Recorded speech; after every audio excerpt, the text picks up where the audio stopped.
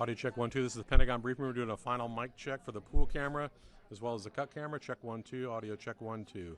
Check 1 2. This is the Pentagon briefing room. We're doing a final mic check. This is the chairman's mic. Check 1 2. Check 1 2. Pool good? Is the pool good?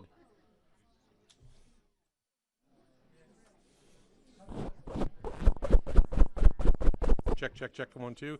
This is the secretary's mic. Check 1 2. Check 1 2. We're doing a mic check for the pool camera as well as the cut position. Check 1 2 3 4. Everybody good? Stand by. We got about 17 minutes.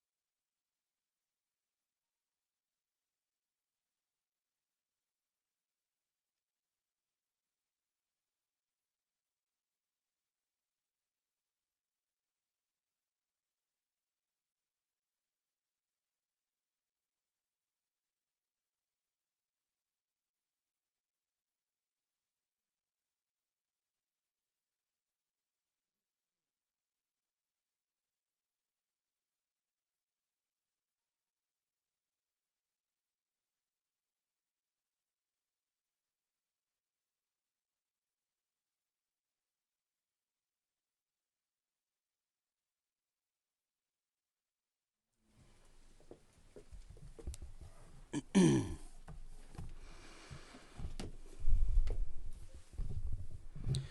to our fellow Americans, brave warriors, and steadfast allies, good morning.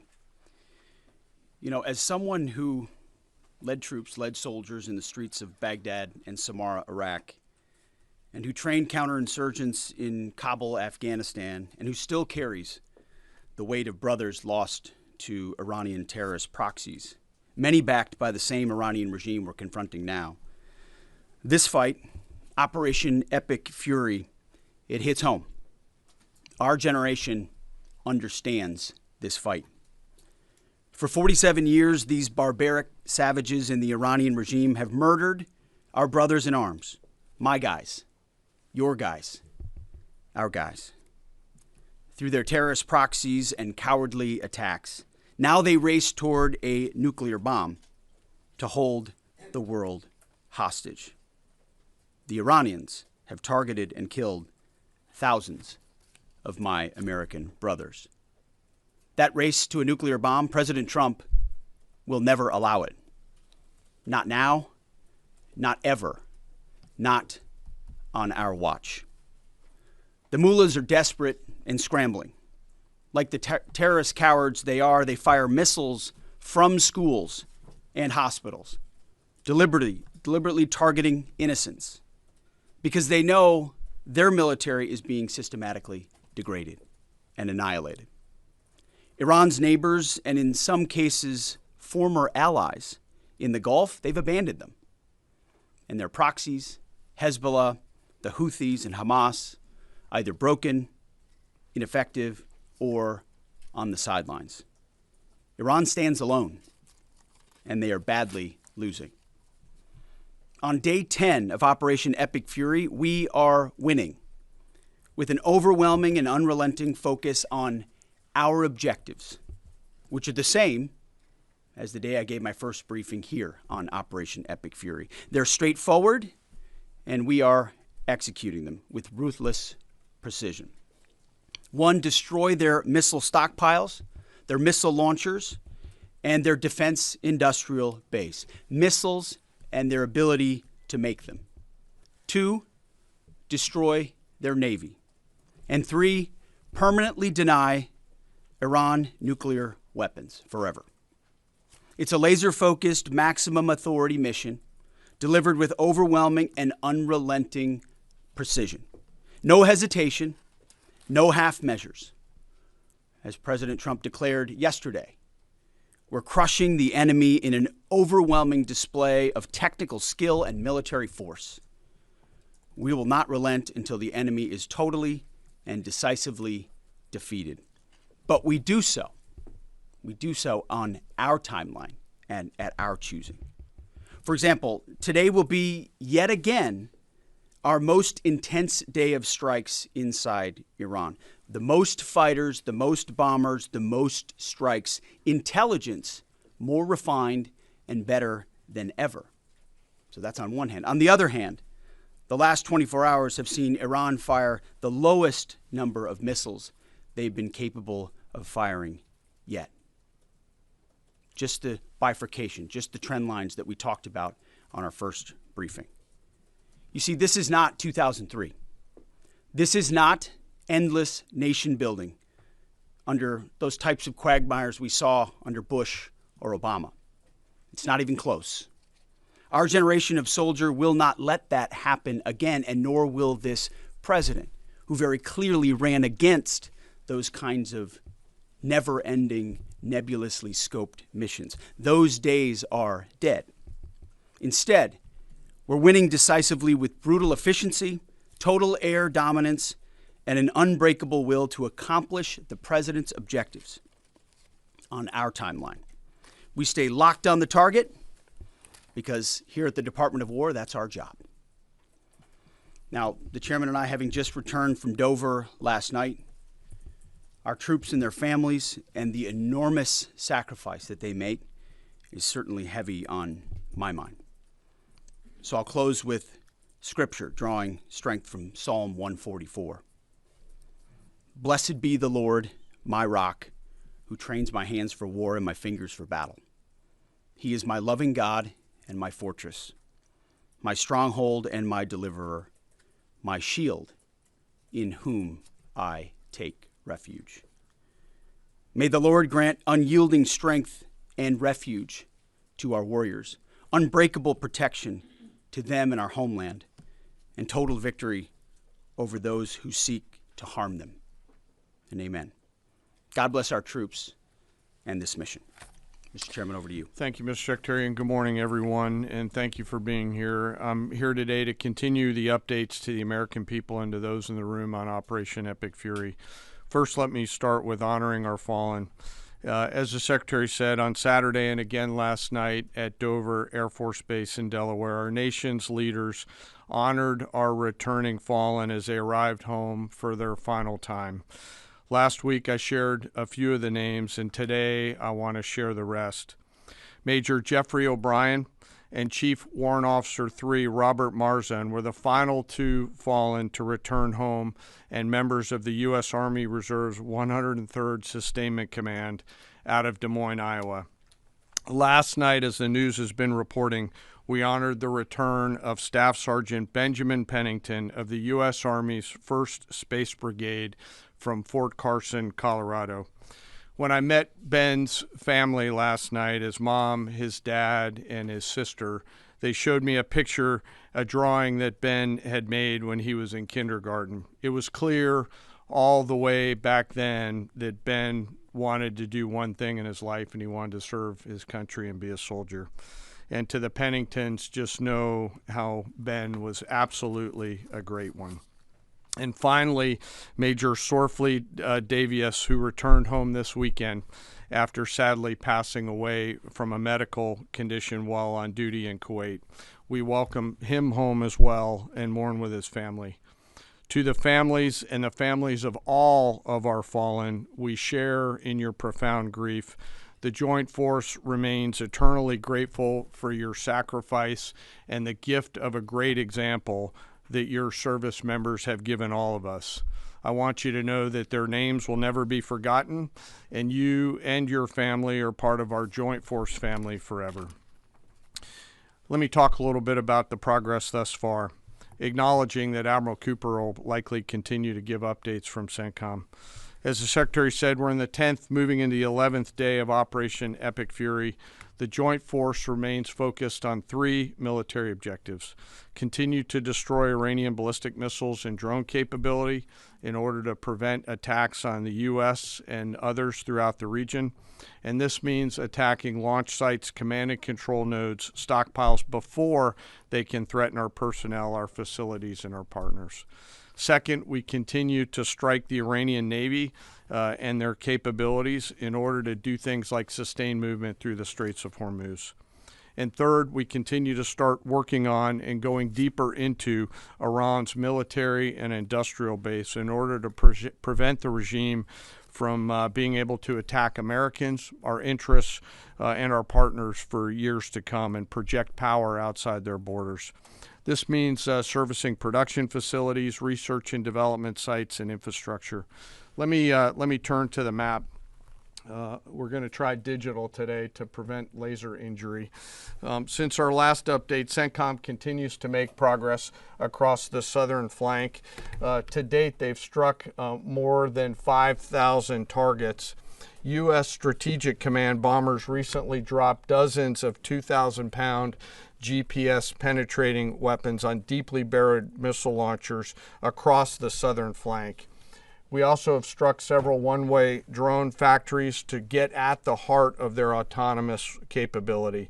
And of course, alongside our regional partners along the southern flank, continue to execute intercepts against one-way attack drones using fighters and attack helicopters. Our strikes mean we've made significant progress in reducing the number of missile and drone attacks out of Iran. Ballistic missile attacks continue to trend downward, 90% from where they've started, and one-way attack drones have decreased 83% since the beginning of the operation. A testament to our air defenders and our air defense systems, and as I said, our partners in the region continue to do great work as well. Second, we're making substantial progress towards destroying the Navy. In the first 10 days of the conflict, we're more than 50 Iranian naval ships into the campaign using a combination of artillery, fighters, bombers, and sea-launched missiles. As Admiral Cooper noted last Thursday, we struck and sank an Iranian drone carrier ship, and U.S. CENTCOM continues today to hunt and strike mine-laying vessels and mine storage facilities. This work will continue. Third, against our objectives, we've begun to target Iran's military and industrial complex, again, focusing on centers of gravity to get upstream of the shooters out in the field in order to deny them the ability to continue to generate those one-way attack drones. Let me spend a minute talking about the joint force. Across the area of responsibility, this is gritty and tireless work, and I cannot begin to explain how incredibly proud I am of the extraordinary courage, tenacity, and grit and professionalism within the joint force. Last time I had a chance to talk about the Army's incredible logisticians who are out there sustaining the fight. Today I want to highlight a few groups of sailors. First, I want to thank the men and women of the Ford Carrier Strike Group and their families, and let all of them know how grateful I am for their leadership and service. The crews on board this strike group have already been endured months at sea only to get their deployment extended. These exceptional Americans, rogered up, all supported by their families, continue to stand the watch, taking the fight to the enemy over and over again, night after night. Aboard ships like the USS Ford and the Abraham Lincoln are a special group of sailors I want to highlight today. These are the men and women, the sailors up on the roof running operations on the flight deck. With an average age of the early 20s, these are the unsung heroes of naval aviation. These young sailors, known for wearing yellow shirts, are in charge of the catapults, taxiing jets around on the flight deck, shooting jets off the front end, and recovering jets off the back end. They are literally involved with every single movement on the roof on an aircraft carrier. They are the last ones that a naval aviator sees before getting shot off the front end, and the first one that a naval aviator sees after safely trapping on the back end. And just for a minute, imagine you're standing on that aircraft carrier flight deck. There's 30 knots of wind in your face. The deck is slippery, covered in grease. It's noisy. There are propellers spinning. There's jet blast everywhere. The helicopters are running. Your head is on a swivel, and you're trying to direct a multi-million-dollar fighter into a 1-foot square box so that those naval aviators can be shot off into the black of night to go do America's work. Those jets are fully loaded with missiles and bombs, and they are a world-class team combined with the naval aviation and the aviators in those jets. This beautiful symphony of American spirit is the definition of perfectly organized chaos, and these crews do it every single time the carrier is at work. Oh, by the way, in the middle of the night and oftentimes in the pouring rain. These are dedicated young people who take the road less traveled to serve their great nation, doing the deeds that we need them to do. America's enlisted force is the pride of every nation's military, certainly ours, and the envy of every other one as well. Each and every one of them out there across the joint force are extraordinary, and in particular today I want to highlight the yellow shirts. Ladies and gentlemen, our work continues. It'll continue to be difficult. I ask every American to keep our deployed force and their families in our thoughts. Combat deployments can be tough on the force and the families, and it's important that we continue to remember that. I remain deeply humbled by the 2.8 million members of the Joint Force, and I'll end where I started, and that's remembering our fallen and their families whose sacrifice will be felt forever. And with that, I'll take some questions with the Secretary. A beautiful symphony of American spirit. Well said, Mr. Chairman. Thanks, sir. And I will just note that no other country in the world is capable of executing what the chairman just described, day after day, night after night, unrelenting. Well said. Thank you. Yes, sir. Alexandra Ingersoll, One America News. You talked talked, Mr. Secretary, you talked at the conference in Florida on Thursday that there was a 90% missile capabilities degradation and 83% drone degradation, and I know the chairman just repeated those numbers. We've seen the most amount of fighting these past 5 days. Is there any update to those percentages? And also, are you able to give any quantification of degradation to the enemy's nuclear capabilities yet? What those numbers represent is a persistent low ability to respond, which is what we're looking for, right? It's if the enemy can simply wait and then project power, that's problematic. And we've seen some spurts here or there, but ultimately the trend lines, if you look at the charts that we look at every day, have gone like this down to a flat. It doesn't mean they won't be able to project. It doesn't mean our air defenders still don't have to defend. They do, but that is strong evidence of degradation, along with the battle damage assessment that the Joint Staff does, which takes time. You've got to look at imagery and recognize whether something's been simply degraded or it's been destroyed, or whether an underground facility has been collapsed or completely obliterated. So there's differences in how you evaluate that, but the numbers staying that low is a demonstration of the efficacy for sure. Yeah, right here. Thanks, Mr. Secretary. There's been reports that the new leader of Iran has been wounded. Do you know if this is true and what his condition is? And then another one, President Trump said he had a really good call with President Putin yesterday. Will Russia be aiding us in this conflict, and can you share anything on that? Well, the president, as I've said before, maintains strong relationships with world leaders, which creates opportunities and options for us in very dynamic ways. So the president said it was a good call. I was not on it, but those that were said it was a strong call, reaffirming hopefully the opportunity for some peace in Russia-Ukraine, and also a recognition that as it pertains to this conflict, they should not be involved. The first question was? On the new leader of Iran, there's reports that he's been wounded. Oh, the new leader of Iran. He would be wise to heed the words of our president, which is to not pursue nuclear weapons and come out and state as such. As far as his status, that's not something I can comment on right now. Yeah, right here. That's correct. Mr. Secretary, Eric Schmidt with the New York Times. A question for you first. Last week you talked about this being the beginnings of an air campaign that could last 3 to 8 weeks. Can you give us your assessment on where we are now? And Mr. Chairman, in any conflict, the enemy or the adversary adapts to the tactics it faces. Can you talk about the most challenging adaptation the Iranian military has made to the U.S. military? What challenges are you facing most right now? Thank you. I appreciate the question. Where we are is in a very strong place, giving the President of the United States maximum options. And from the beginning, from this podium, we haven't stated how long it will take. Our will is endless. Ultimately, the President gets to determine the end state of those objectives, right? But what he's said continually, and I want the American people to understand, is this is not endless. It's not protracted. We're not allowing mission creep. The President has set a very specific mission to accomplish. And our job is to unrelentingly deliver that. Now, he gets to control the throttle. He's the one deciding, he's the one elected on behalf of the American people when we're achieving those particular objectives. And so it's not for me to posit whether it's the beginning, the middle, or the end. That's his, and he'll continue to communicate that. What we serve him as is we give him updates on a daily basis of exactly where we are so he can make that determination on the throttle.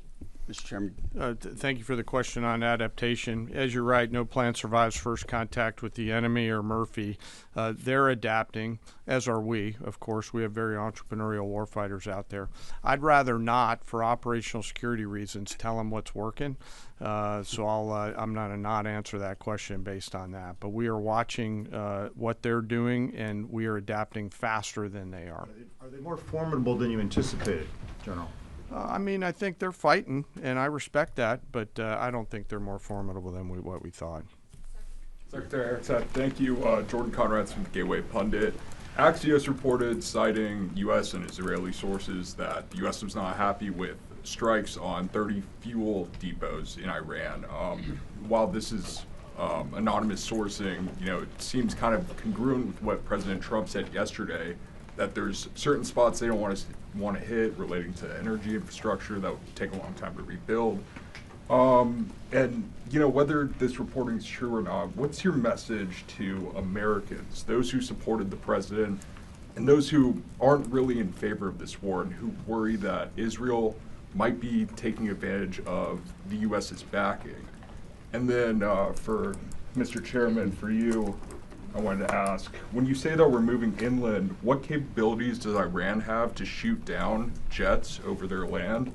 And would that trigger some kind of rescue operation that could risk a bigger ground operation? Well, I would just state by saying Israel's been a really strong partner in this effort.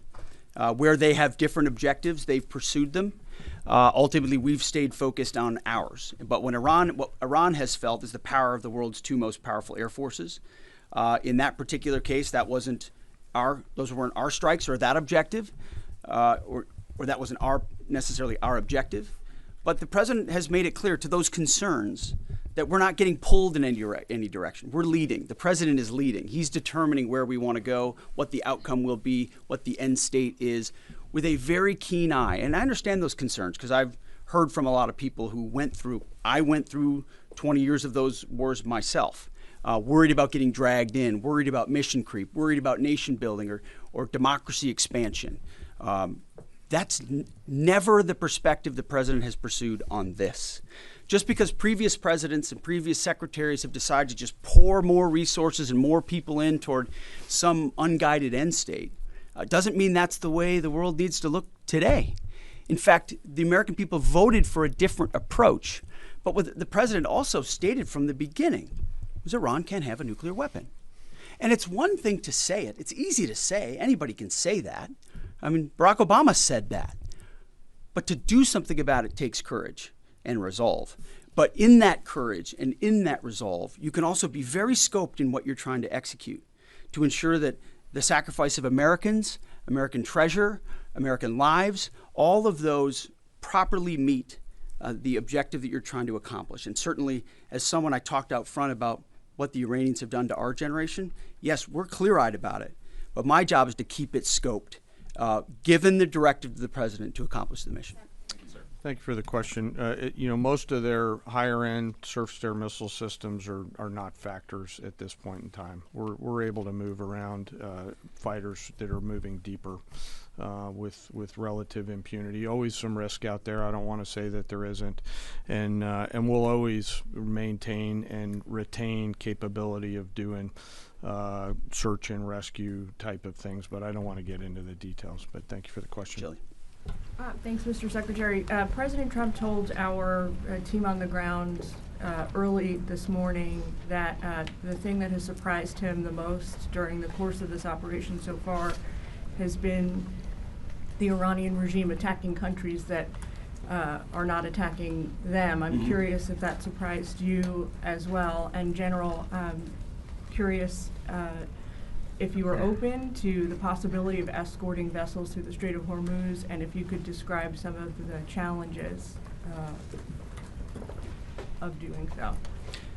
Big mistake by the Iranian regime to start targeting its neighbors right away, exposing who they are and what they're all about, indiscriminate targeting, flailing recklessly at the beginning. I can't say that we anticipated necessarily that's exactly how they would react, but we knew it was a possibility. And I think it was a demonstration of the desperation of that regime then and that regime now, that they still think their pathway out is to try to alienate their Arab partners even more, who've instead decided to come to us and have been willing to go on the offense, have been giving us access, spacing, and overflight in a new partnership that will continue to remake the region the way that President Trump did with the Abraham Accords. So you're pushing those countries in our direction to support this effort, further alienating Iran. And I think it's worth underscoring. I see in the media banners that say, war expanding or war spread. It's actually the opposite. It's actually quite contained, and more of those countries are coming on side, recognizing that you can't live under a conventional umbrella with nuclear ambitions with a radical regime like that. Again, properly scoping the objectives in the process. And then you want to talk about the Strait? Sure. On the potential, if tasked to escort, we'll look at the range of options to set the military conditions to be able to do that. And then, like we always do with every potential mission, come to the Secretary and the President with both what are the resources required, what is the command and control required, and what are the risks, and how do we mitigate those risks. So we're looking at a range of options there, and we'll figure out how to solve problems as they come to us. But I would reiterate also to add to what the chairman said, the truth the president posted last night about that, saying if Iran does anything to stop the flow of oil within the Strait of Hormuz, they will be hit by the United States of America 20 times harder than they have been hit thus far. He goes on to say, death, fire, and fury will rain upon them. You've seen the truth and read it. But he takes very seriously the condition of that straits. We have capabilities that no other nation on earth has, and we're certainly working with our energy partners across the administration to control for that. That's part of that scoping of this. The world needs to understand this doesn't have, this isn't intended to be, nor is it something that will expand. We know exactly what we're attempting to achieve here, scoped properly, and the American people can count on that for sure. Thank you so much, Secretary Hegseth. President Trump has long said that he wants to minimize the loss of life in war, which wherever it occurs in whatever country, which so many people obviously appreciate. Can you detail the specific measures the Pentagon is taking to minimize civilian casualties and strikes inside Iran? And secondarily, is the Pentagon prioritizing replenishment of precision-guided munitions, long-ranged strike weapons, or air defense interceptors? And can you share any details on which systems are being prioritized? Yeah, seeing it from the inside every single day, including this, no nation takes more precautions to ensure there's never targeting of civilians than the United States of America. From the boat strikes in the Caribbean, where every single strike is assessed to this campaign here, no nation in the history of warfare has ever attempted in every way possible to avoid civilian casualties. And frankly, that's a point that just isn't appreciated enough. Where things happen that need to be investigated, we will investigate. To the question shouted in the back, that it's not open source is not the place to determine what did or did not happen. We take things very, very seriously and investigate them thoroughly, which takes time, and which is why it does take time. But ultimately, unlike Iran, who targets civilians indiscriminately, who we've seen in the intel moving rocket launchers into civilian neighborhoods, near schools, near hospitals, to try to prevent our ability to strike. That's how they operate. And then they set the targeting of drones and missiles toward civilian targets, hospitals, hotels, airports. CENTCOM's been very good about putting that information out. That's how terrorist regimes fight. They target civilians. We do not. And I can tell you this administration and this Pentagon focuses on that very, very closely. Does it have Tomahawk missiles? Go ahead. You Right will here. hold someone accountable if it turns out that that Sir, was a US this morning munition that the hit Iranian school? government is saying a lot. They continue to say they're prepared for a long war. If that's the case, what could you tell the American people as far as the steps the Department of War is taking to make sure our troops have the protection and the resources they need as the mission continues? I think there's one thing I can sleep quietly at night knowing is that we're giving every resource humanly possible to our troops on the front lines to ensure they're protected. In fact, as I said in that first press briefing, even before we set the offense, we set the defense. We made sure we had the ability to defend, and then we moved as many Americans off the bases and into other places as possible. So as this progresses, the chairman, or the question was asked of the chairman about how the enemy adapts. Well, of course, we adapt too in real time. And to watch our warriors iterate on air defense and interdiction, on drones and missiles and how we get after it, it's incredible how they refine the tactics, bring in new assets to find different ways of getting at emerging technologies. So that is one of the things we're laser focused on every day. Yes, we're going on offense more effectively than any country in human history, but we're also ensuring that in every way possible we're defending the best Americans we have who wear our uniform, no doubt. Let's do one more. Thanks, Secretary Hegseth. The president has indicated that maybe the operation will wrap up sooner than he thought it was going to. What's the plan once the U.S. stops military action? Will the U.S. play a role in the aftermath, or will they leave Iran to sort it out? Ultimately, the aftermath is going to be in America's interests, our interests. We won't live under a nuclear blackmail scenario of conventional missiles that can target our people. which is why the objectives have been scoped from the beginning. Missiles, missile production, a defense industrial base, Navy, all in service of ensuring they don't have nuclear power projection capabilities. That's what matters to President Trump. That's what matters to the American people. And ultimately, that's why we're so laser focused on ensuring those objectives and those objectives alone are met. Thank you. Appreciate it. Thank you.